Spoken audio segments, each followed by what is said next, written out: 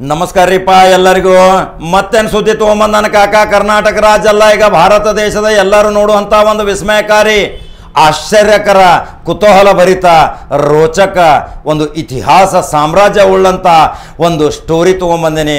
ಒಬ್ಬ ಕರ್ನಾಟಕ ರಾಜ್ಯ ಅಲ್ಲ ಇಡೀ ಭಾರತ ದೇಶದಲ್ಲೇ ಮುಂದಿನ ಪ್ರಧಾನಮಂತ್ರಿ ಎಂದು ಬಿಂಬಿಸಿಕೊಳ್ಳುತ್ತಿರುವ ಯೋಗಿ ಆದಿತ್ಯನಾಥ್ ಅವರ ಸಹೋದರಿ ರಸ್ತೆ ಮೇಲೆ ಹೂವು ಮಾರ್ತಾಳಂದ್ರೆ ವಿಚಿತ್ರ ಅಲ್ರಿ. ನೋಡ್ರಿ, ಇವತ್ತು ಒಬ್ಬ ಗ್ರಾಮ ಪಂಚಾಯಿತಿ ಅಧ್ಯಕ್ಷ ಆದ ತಕ್ಷಣ ಕೋಟಿ ಗಂಟಲೆ ರೊಕ್ಕ ಗಳಿಸ್ತಾನೆ. ಗ್ರಾಮ ಪಂಚಾಯಿತಿ ಸದಸ್ಯ ಆದ್ರ ಅಹಂಕಾರ ಎಟ್ಟು ದರ್ಪ್ಯಾಟ್ ಅಧಿಕಾರದ ದಾಹ ಎಷ್ಟು VIP ಅಂತಾನ VIP ಅಂತಾನ. ಇಲ್ಲಿ ನೋಡಿದಲ್ಲಿ ನಾ ಗ್ರಾಮ ಪಂಚಾಯಿತಿ ಅಧ್ಯಕ್ಷದನಂತಾನ. ಆದರೆ ಇವತ್ತು ಉತ್ತರ ಪ್ರದೇಶದ ಮುಖ್ಯಮಂತ್ರಿ ಆದಂಥ ಯೋಗಿ ಆದಿತ್ಯನಾಥನ ಸಹೋದರಿ ಇವತ್ತು ಪಾರ್ವತಿ ಮಂದಿರದ ಮುಂದೆ ಹೂವು ಹಣ್ಣು ಮಾರ್ಕೋತ ಹೊಂಟಾರ. ನೋಡ್ರಿ ಎಂಥ ವಿಚಿತ್ರ ಇರಬೇಕು. ತನ್ನ ಅಣ್ಣ ಮುಖ್ಯಮಂತ್ರಿ, ಅಧಿಕಾರದ ದರ್ಪವಿಲ್ಲ, ಅಧಿಕಾರದ ದಾಹ ಇಲ್ಲ, ಯಾರದೇ ಒತ್ತಡ ಪ್ರಭಾವವಿಲ್ಲ. ಎಲ್ಲಿ ನನ್ನ ಅಣ್ಣ ಮುಖ್ಯಮಂತ್ರಿ ಅದಾನ, ನಾನು ಐಷಾರಾಮಿ ಬಂಗ್ಲೆಯಲ್ಲಿ ತಿರುಗಾಡಬಹುದು, ಎಸ್ಕಾರ್ಡ್ದಲ್ಲಿ ಇರಬಹುದು, AK-47 ಸಂರಕ್ಷಣೆಯಲ್ಲಿ ಇರಬಹುದು. ಆದರೆ ಯಾವುದಕ್ಕೂ ರಾಜಧರ್ಮ ಪಾಲನೆ ಮಾಡಿದಂಥ ಇದೇ ಯೋಗಿ ಆದಿತ್ಯನಾಥದ ಇತಿಹಾಸ ಮತ್ತು ಹಿನ್ನೆಲೆ, ಇತಿಹಾಸ ಚರಿತ್ರೆ, ಅವರ ಸ್ಟೋರಿ, ಸಹೋದರ ಸಹೋದರಿಯರ ಸ್ಟೋರಿ ಸಂಪೂರ್ಣವಾಗಿ ಹೇಳ್ತೀನಿ. 3 ನಿಮಿಷ ಕೇಳ್ರಿ, ಬಹಳ ರೋಚಕ ಐತಿ. ಕಡಕ ಕಾಕ ಹೇಳಾಕತ್ತಾನ. ನಂಬರ್ 1 ಚಾನಲ್ ಸುದ್ದಿ ನೋಡೋಕ್ಕಿಂತ ಮುಂಚೆ ಫಾಲೋ ಮಾಡ್ರಿ, ಲೈಕ್ ಮಾಡ್ರಿ, ಶೇರ್ ಮಾಡ್ರಿ. ಇದೊಂದು ಇತಿಹಾಸ ಗೆಳೆಯರೇ. ನೋಡ್ರಿ ಆತ್ಮೀಯ ಗೆಳೆಯರೇ, ದೇಶದ ಒಬ್ಬ ದೇಶಭಕ್ತ ರಾಜಕಾರಣಿಗಳ ಸ್ಟೋರಿ ನಿಮಗೆ ಅನೇಕ ಬಾರಿ ಹೇಳಿದ್ದೀನಿ. ಇದೇ ನಮ್ಮ ಭಾರತದ ಪ್ರಧಾನಮಂತ್ರಿ ನರೇಂದ್ರ ಮೋದಿ ಅವರ ಧರ್ಮಪತ್ನಿ 14,000 ಪೆನ್ಷನ್ದಿಂದ ಜೀವನ ಸಾಗಿಸುತ್ತಿದ್ದಾರೆ ಎಂದರೆ ನಿಮಗೆಲ್ಲರಿಗೂ ಆಶ್ಚರ್ಯದ ಸಂಗತಿ. ಇದನ್ನು ನಾನು ಹಿಂದಕಲೆ ಹೇಳಿದ್ದೀನಿ ಅಲ್ಲವೇ. ಎಂತಿಂಥ ರಾಜಕಾರಣಿಗಳು ಉನ್ನತ ಹುದ್ದೆಗೆ ಹೋದರೂ ತಮ್ಮ ಐಷಾರಾಮಿ ಜೀವನಕ್ಕೆ ಮಾರು ಹೋಗಲಿಲ್ಲ, ಅಧಿಕಾರದ ದರ್ಪ ಆಡಳಿತ ಯಂತ್ರದ ದುರುಪಯೋಗ ತೆಗೆದುಕೊಳ್ಳಲಿಲ್ಲ. ಇಂಥದ್ದೇ ಸ್ಟೋರಿ ಒಂದು ನಿಮ್ಮ ಮುಂದೆ ತರುತ್ತಿದ್ದೇನೆ. ಅದೇ ಉತ್ತರ ಪ್ರದೇಶದ ಮುಖ್ಯಮಂತ್ರಿ ಯೋಗಿ ಆದಿತ್ಯನಾಥನ ಸಹೋದರಿ ರಸ್ತೆ ಬದಿಯಲ್ಲಿ ಹೂವು ಮಾರಿ ಜೀವನ ಸಾಗಿಸುತ್ತಿದ್ದಾರೆ. ಅಣ್ಣ ಮುಖ್ಯಮಂತ್ರಿ ಆದರೆ ಯಾವುದಕ್ಕೂ ಅವರ ಅಧಿಕಾರ ಉಪಯೋಗ ಮಾಡಿಕೊಂಡಿಲ್ಲ. ಒಬ್ಬೊಬ್ಬ ಗ್ರಾಮ ಪಂಚಾಯಿತಿ ಅಧ್ಯಕ್ಷ ಸದಸ್ಯ ಕೋಟಿ ಕೋಟಿ ಆಸ್ತಿ ಮಾಡುತ್ತಿರುವಾಗ ಇವರಂತ ಯೋಗಿ ಆದಿತ್ಯನಾಥರ ಸಹೋದರಿ ರಾಜಕಾರಣದಲ್ಲಿ ಒಬ್ಬರು ಅಧಿಕಾರದಲ್ಲಿದ್ದರೆ ಸಾಕು, ಇಡೀ ಕುಟುಂಬ ವಂಶಾವಳಿಯೇ ಬೆಳೆಸಿ ಅಧಿಕಾರದ ಶ್ರೀಮಂತಿಕೆ ಕುಟುಂಬ ರಾಜಕಾರಣಕ್ಕೆ ತರುತ್ತಾರೆ. ಇವರಂತ ಮಾದರಿ ರಾಜಕಾರಣಿ ಯೋಗಿ ಆದಿತ್ಯನಾಥ್. ಯೋಗಿ ಆದಿತ್ಯನಾಥ್ ಉತ್ತರ ಪ್ರದೇಶದ ಮುಖ್ಯಮಂತ್ರಿ, BJPಯ UP ಮುಖ್ಯಮಂತ್ರಿ, ಫೈರ್ ಬ್ರ್ಯಾಂಡ್, BJPಯ ಪ್ರಮುಖ ನಾಯಕ, ಹಿಂದುತ್ವದ ಪ್ರತಿಪಾದಕ, ರೌಡಿ ಸಾಮ್ರಾಜ್ಯವನ್ನು ಮಟ್ಟಿ ಹಾಕಿ ಬುಲ್ಡೋಜರ್ ರಾಜಕಾರಣ ಎಂದೇ ಹೆಸರುವಾಸಿಯಾಗಿದ್ದು ಪ್ರಧಾನಿ ಮೋದಿಯವರನ್ನು ಬಿಟ್ಟರೆ ಮುಂದಿನ BJPಯ ಪ್ರಧಾನಿ ಎಂದೇ ಬಿಂಬಿಸುತ್ತಿರುವ ಯೋಗಿ ಆದಿತ್ಯನಾಥ್. ಈಗ ನಾನು ಹೇಳುತ್ತಿರುವ ಸ್ಟೋರಿ ಏನೆಂದರೆ ಯೋಗಿಯವರ ಸಹೋದರಿ ಬಗ್ಗೆ. ಎಲ್ಲರಿಗೂ ತಿಳಿದಿರಬಹುದು, ಅಣ್ಣ ಮುಖ್ಯಮಂತ್ರಿ ಸಹೋದರಿ ಐಷಾರಾಮಿ ಬಂಗ್ಲೆಯಲ್ಲಿ ಸರ್ಕಾರಿ ಸವಲತ್ತು ಪಡೆದುಕೊಂಡು ಎಲ್ಲವನ್ನೂ ಅನುಭವಿಸುತ್ತಿದ್ದಾರೆ. ಆದರೆ ಕೋಟಿ ಕೋಟಿ ಹಣ ಕಾಲಿಗೊಂದು ಆಳು ಅಂತ ನಾವು ತಿಳಿದಿರಬಹುದು. ಆದರೆ ಈ ಯೋಗಿಯ ಸಹೋದರಿ ಸಾಮಾನ್ಯವಾದ ಒಂದು ಹೂವಿನ ಅಂಗಡಿಯನ್ನು ಇಟ್ಟುಕೊಂಡು ಗಂಡನ ಜೊತೆ ಸಾಮಾನ್ಯ ಜೀವನ ನಡೆಸುತ್ತಿದ್ದಾಳೆ ಎಂದರೆ ಆಶ್ಚರ್ಯವಲ್ಲವೇ.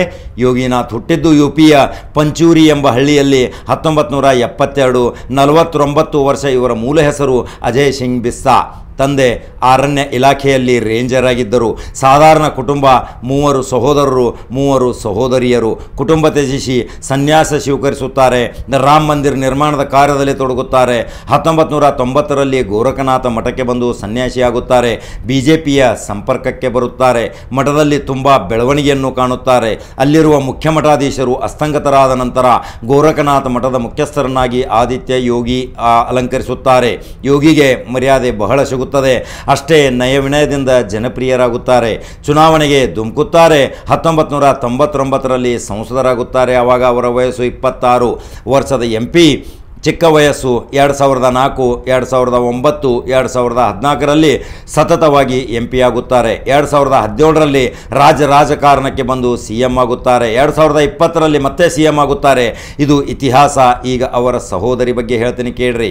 ಯಾರು ವಿಚಾರ ಮಾಡಿರಕ್ಕಿಲ್ಲ, ಒಂದು ರಾಜ್ಯದ ಮುಖ್ಯಮಂತ್ರಿಯ ಸಹೋದರಿ ರಸ್ತೆ ಬದಿಯಲ್ಲಿ ಹೂವು ಮಾರುತ್ತಾಳೆ.